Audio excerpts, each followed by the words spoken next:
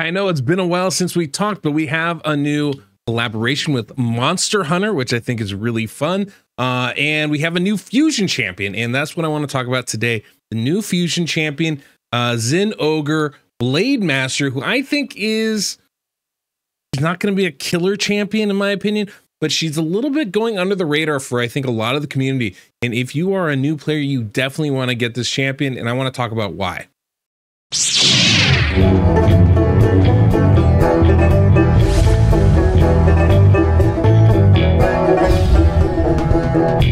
Welcome, I'm the Deadwoodjedi. This is a Raid Shadow Legends video. We are on the test server today. We're going to take a look at Zin Ogre Blade Master. This one's going to be a little bit of a quicker overview just to kind of whet our appetite and go over where she's going to be good. And I want to highlight a couple different areas in this game of how she would be used for me if I were going to use her. And with this free-to-play challenge starting up from Hades, I'm probably going to try and get her actually on that account. So, you know, talking about all that, actually, I probably can't get her now that I think about it. It's going to be pretty early on in the process. That's probably not practical. All the same, why is she good? Why should you get her? I think the earlier the account you have, the more valuable she's going to be. For an endgame account like myself, she's really probably only going to be useful or only really useful when we're talking about City of Centranos. But with the City of Centranos, it's amazing how much more important getting every champion really becomes to have the options to be able to complete the high level stuff. The fact that you can only get her for the next couple months kind of highlights the fact that this is going to be a fusion worth doing, I think. He also has a really unique kit with some really interesting things going on. But there's two areas of the game where she's obviously going to be extremely good. That's at least what I know right now. One of the interesting things is her kit is so unique. I think she actually can be really interesting in a couple of different areas. So what I want to showcase her in is one, dungeons. Obviously, this is a Fire Knight champion. I'm sure you've seen the skills by now. She's got so many multi-hitters. Triple hit, quadruple hit, quadruple hit. So many multi-hit attacks. It's insane, which is amazing for Fire Knight to break down the shield. Now, she's definitely going to be more useful for normal rather than hard. She doesn't have a freeze on her kit, which makes her a little bit less useful. She doesn't even bring some really useful debuffs like decreased speed or heal reduction when it comes to hard Fire Knight. So she's not, you know, top tier as far as a champion you really want to get, but definitely somebody I think worth approaching and looking at. She also has a really nice aura of this speed aura in dungeons, which is, I think, pretty underrated. Like, that is an incredibly powerful area bonus when we're talking about dungeon fighting. An extra 30 speed on your champions is pretty massive. So she does have some significant uses for your teams, and I think she's going to be someone that's going to be helpful, but obviously more helpful for progression than endgame players. Endgame players have beaten all this content. You don't need another dungeon champion, but I think she has some unique stuff in her kit that could make for some interesting comps down the road, and that would be another reason to get her if you are endgame. But you got to understand where you are and where she's going to fit for you. She's going to be really good for new players, for progression. Less good once you've beaten everything, but still useful for things like City of Centranos. Now, the other area where I think she's going to be insane is Clan Boss. Insane for Clan Boss, because she brings so much to the kit. Now, like, let's look, right? We've got a weaken on that A1. We've got decreased attack. We've got leech on that A3. Both of those are massive. She also has an increased speed buff. Now, this also gives her a turn meter boost, which is pretty hefty and kind of makes speed tuning her for Clan Boss really difficult to do. So that's something that I'm not as excited about, to be honest with you.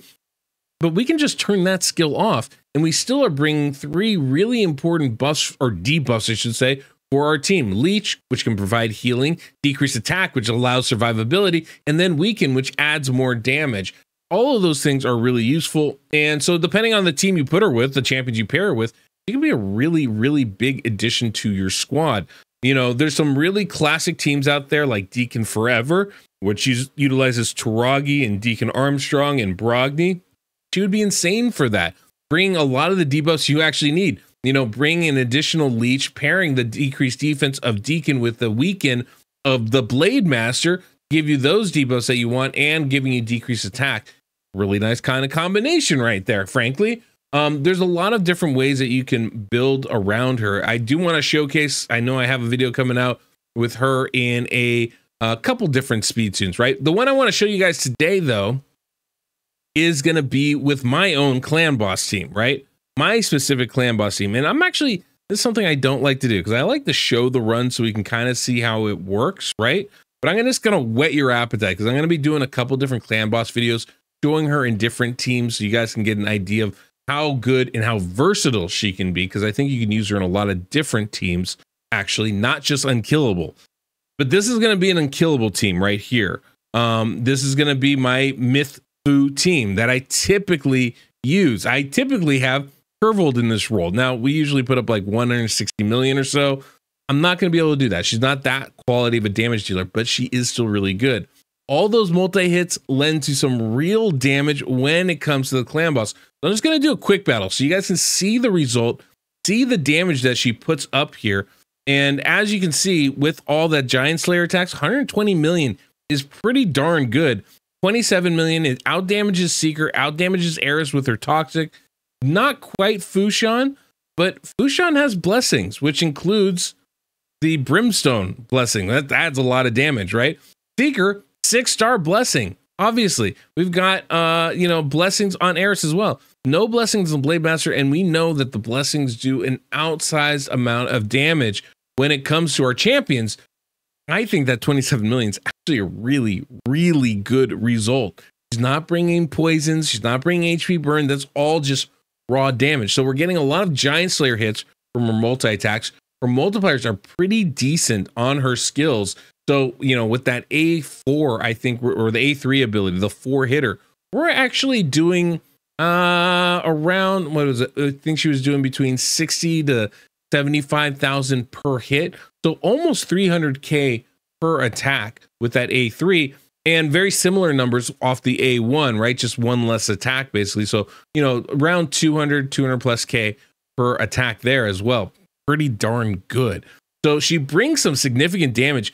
And this is why I say as an early game player, it's really useful. She brings really helpful debuffs in addition to getting all those attacks. And if we think about what, Rhonda was doing for early game players when she was a free to play, when she was a login champion, I think the Blade Master is going to be just as good, if not really better, because she brings more significant debuffs. So for Clan Boss, I think she's going to be kind of insane, to be honest.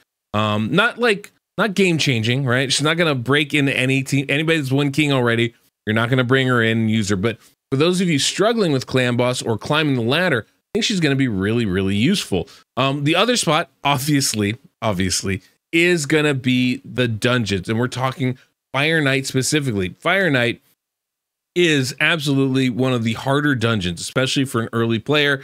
When you have multi-hits, 4 and 3 multi-hit attacks on her, it's really helpful. I'm able to beat some of the hard stages with her in that team.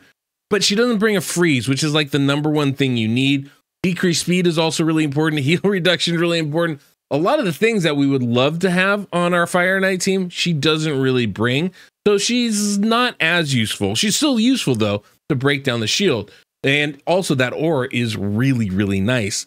She is really good for normal Fire Knight, though. This is kind of where she shines, bringing in a lot of hits and a lot of quality debuffs as well. Fire Knight normal is a lot easier to actually survive the hit, so you can build kind of a more traditional team, and the debuffs that she brings are really useful, right? Whether it's weaken, whether it's decreased attack, or whether it's the leech, all that's really helpful. And when we're doing dungeon runs, her aura is not only insane, but also her increased speed buff is really good. The Terminator boost she gets off that is actually really helpful in that case. And so she can be a really positive influence when it comes to Fire Knight normal. And so progressing there can be really good. As far as her damage goes, I think she's pretty on par with Rhonda, right? And I did a really brief damage comparison in Dragon, trying to show and see, with her versus Rhonda with very similar stats on their gear. And it seemed to me like they did about the same amount of damage. Now, I didn't optimize them for damage. I just gave them similar stats. So you get a pretty direct comparison of two multi-hit champions. And it was pretty close. Rhonda, I thought, did hit harder. But the interesting thing about this champion, which is a reason that I think there's some real potential in the future to utilize her is another one of her passive abilities. Well, basically her passive, she has two of them. One of them, the active one, keeps her, alive with 1 HP when she gets a fatal hit. It's a pretty cool ability. And it activates every 4 turns. That's definitely something that I think we're going to be able to find a way to abuse in the future. And I already found a little bit of a way to abuse it in Clan Boss, which is a team I'll show in the next day or two, which is pretty fun. Not great, not perfect, but it's a cool little ability that I think we might be able to utilize in the future. I'm thinking, the Lunar Archon Amius, right? That A1, that's an instant kill pretty much. Well, with her, she'd get down to 1 HP and then heal up to 50%. That's pretty solid, right? I can definitely see that being helpful in some of the Doom Tower teams as well. There's definitely some ways where this could be really useful. The other part, though, is the part I want to talk about when it comes to Clan Boss specifically, but also I think just generally her damage potential. Increases the damage this champion deals by 1% for every 1% of HP lost. Stacks up to 50%. Basically what happens is she's getting a 50% damage increase when she has 50% HP or less. Increases the damage. The increased damage doubles if the target's under decreased defense. Basically, that's a 100% damage boost to her kit. What did I say she was doing on Clan Boss when I built her like to the 9s like I have here? She was doing like 300k with that A3. Well, imagine doubling that. Now all of a sudden we're getting 700k off that hit or 600k off that hit. That's a massive damage boost. The hard part is keeping her down to that level. And the fact that she has a leech in her kit is a little counterproductive and a little bit frustrating in my opinion. So that's the one thing I would love to see that they adjust with this kit is actually remove that leech, or better yet, replace it with something that's going to be useful in other areas of the game. Heal reduction for Fire Knight would be good. A freeze would be amazing, or even just a decreased speed. Any of these I think would be outstanding replacements for that leech because it flies in the face of that passive ability. It's a little bit frustrating, to be honest, but that's a minor request because I think she does decent damage as a, against dungeons and bosses. I think she does decent damage as it is. I would just like to see her do better damage overall. And for that, we would need to change the kit, unfortunately. So that's a minor thing. Can't really do anything about it, unfortunately. But something kind of to keep in mind as you're going through, of like just the way her damage is factored in. I'm hopeful that I'll be able to showcase that in a little, Clan Boss team in the future, because I feel like she could be used in a lot of different builds. Anyway, that's kind of what I wanted to talk about. I just wanted to talk about that, show a little bit of how, I anticipate her being used, ways that you might be able to use her in this game, because I think that as a fusion champion, she's probably overall a B champion. Let's not get carried away here. But if you are an end game player, yeah, you're not going to have any place for her. Your teams are already done. City of Centranos obviously is going to be a place she can fill in for you. However, there are some unique things in her kit that lend themselves to abuse, or manipulation, or, some cheese in the future that I think, you would want to have the option of being able to utilize. Are we going to be able to do that? I mean, I don't know. Elegaeus has a very similar kind of ability in his own kit with his a passive ability. So, I mean, it's not like, we're going to use it all the time everywhere, right? But it's just something kind of keep in the back of your head as a possibility in the future of a skill to be used. But I think she's going to be pretty good. The big part, though, is for you early, mid game, even some late game players. If you're struggling with normal Fire Knight, she's a must, I think an absolutely must fuse. If you're struggling with Clan Boss, she's going to be someone that you're probably going to want to look at heavily and see, can I bring this champion into my team? If you have a Man-Eater team, she's going to be great because you're going to actually be able to take her down to 50% HP and leave her down there, right? Even if you don't, you can turn off that A3 if you really wanted to. You can leave it on and just, try to build her with little accuracy. I feel like there's just a lot of potential here for a champion like this. In fact, her best potential is being nerfed by me because my Great Hall is so full. I have too much actually on my champions. If you have a really bad Great Hall, it's actually better. Doesn't land that leech, and you can go ahead and utilize her for that. Or you can just turn off the A2 and the A3 also. Options are out there. Anyway, I just wanted to talk about that really quick, put that out there. share my thoughts on this champion after a little bit of playtesting. I do like her. I think she's going to be worth the fusion. Obviously, you know, I'm really hoping that we don't have this fusion again with no options to skip, you know, any of the events. I think that's just, you know, really unfortunate. And I really hope Plarium starts, you know, to change their mind on that approach, because I think if they do, they'll get more participation in the events themselves. So that's what I'm hoping for. But if it's reasonable, it's not going to be too much of a pain to do, I'm going to be fusing her. And I'd probably recommend that you guys do too. But as always, you need to judge your own account. If you don't want a fuser, totally fine. I get that. You know, we can't do everything. Don't get too caught up in the FOMO. Anyway, guys, thank you for listening. Thanks for, you know, sticking here with me. I know it's been a while since I posted any videos. I sometimes go through those moments where I just don't get videos out for you guys, but I should be back a little bit more regular. I'm looking at changing the way I post videos so I can be a little bit more consistent with you guys as well. So we'll see how that goes. I honestly don't know just yet. It's a thought I'm having. I'm trying to, you know, figure out some ways to change my business model a little bit so I can be a little bit more regular with you guys and more productive on my end. So things that we're looking at here. Anyway, guys, I love you all so much. Thank you so much for watching. Don't forget to subscribe, hit the like button if you enjoyed this video. And until next we meet, the Deadwood Jedi.